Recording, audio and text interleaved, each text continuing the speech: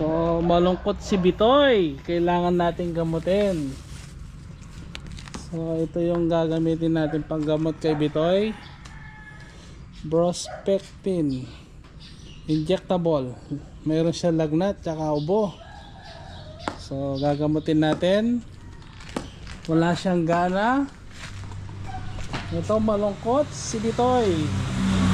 Iniwalay muna natin sa kasama niya dahil hindi siya masyadong kumakain, hinihingal, inuubo. Na? Lalag na iya. May lagnat po ang aking kambing si Bitoy. Bitoy alagyo Bitoy. Ito yung mga kasama natin. Hahawak kay Bitoy. Yan. So, yun. I-injection na natin si Bitoy. Wait lang.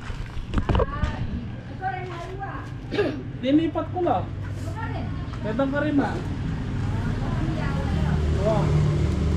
Batamiya wala. Lalag na Bitoy.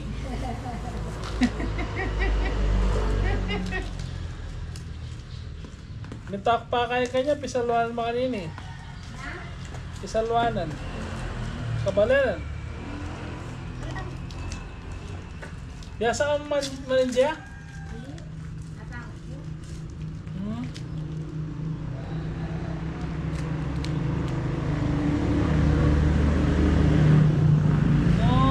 Kunin mo yung papel kulot.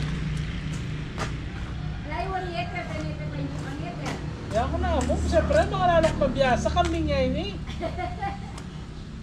So, ang nakalagay dito is 0.4 ml. Yan. Si Dr. Edmond, veterinarya na ka kanyan. Wow. Mga nani, hindi mo maglaya ba? Oo, sakyan. Kita nga bus-bus.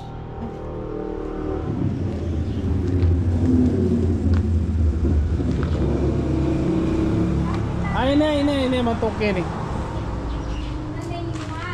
Wow.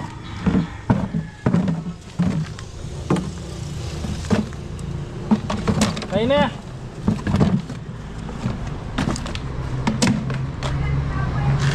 Luglugan mo pa ini. Kakulat.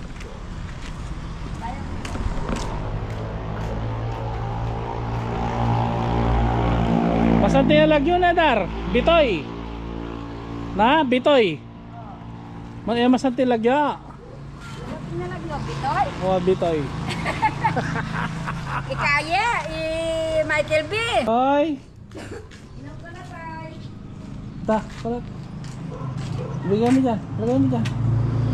Hindi, bitawan mo lang dyan. Marimaya ka yun. Oo.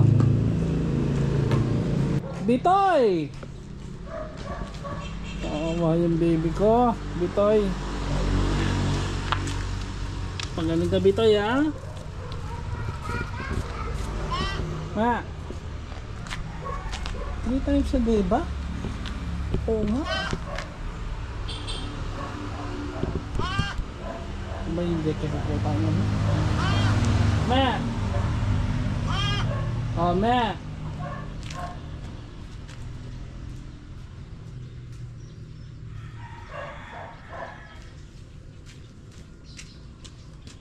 Gwapo ni Bitoy. Si Bitoy ay may hap-hap na. So first time natin magkambing. So na-conscious tayo. Kahapon pa lang kahapon pa lang dumating si Bitoy. So na-conscious tayo. Nagpunta tayo sa bilihan ng mga pagkain, ng mga feeds. Punta tayo sa mga feeds. Saktan tayo kung ano ang pwedeng gawin. So binigyan tayo ng Brospectin injectable yan. So tignan natin 3 times a day daw. Yan, ganda.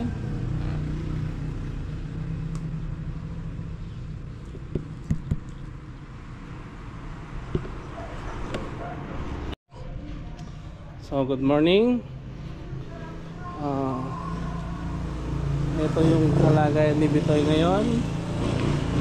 Hopefully maka-recover siya. Lumalabas po ang kanyang sipon. Yan, barado ang ilong. So ang gagawin natin, tatanggalin natin ang cotton buds para makaingay na siya. Bali diba? Naka-apat na inject na tayo, 3 kahapon tsaka isa kanina. Pero nakita ko yung effect. Diba?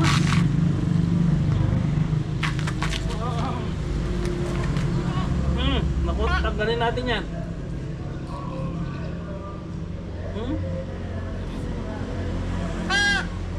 Tanggalin natin.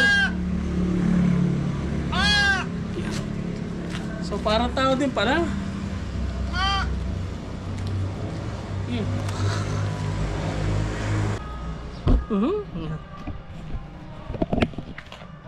Meron pa.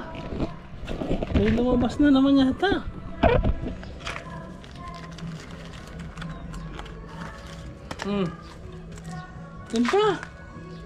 Tinpo.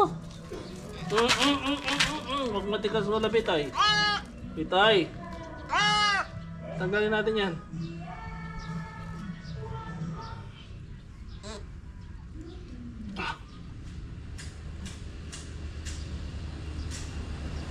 Yun.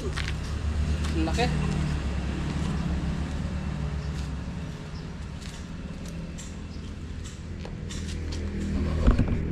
Tayo tingnan natin Bitoy. Bitoy. Tingnan natin. Yun, medyo na-clear na.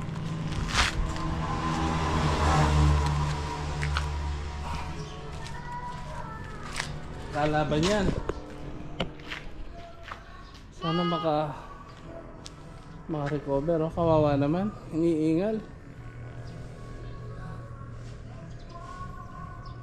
So parang tao din pala ang kambing. Me! Bitoy! Kain ka ha? Kain ka Bitoy. So nakita ko lumuwag na ang kanyang ilong, nanigas yung kanyang sipon. Pero kahapon asin totally, walang sipon na lumalabas, mas hinihingal siya. So nakita ko yung improvement,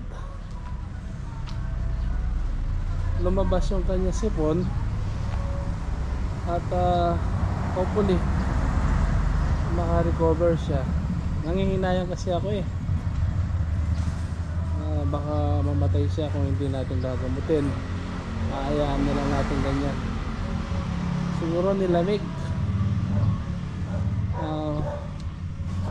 Bali pang 3 days pa lang sa akin ni Bitoy. Galing siyang Victoria, Tarlac, no? Nilamig siguro dito. Pero tingnan natin yung kabila. Bali suma total 6 yung starting natin sa kambing. Iniwalay ko siya dahil gawa ng sinisipon. Yung iba nandun sa kabila.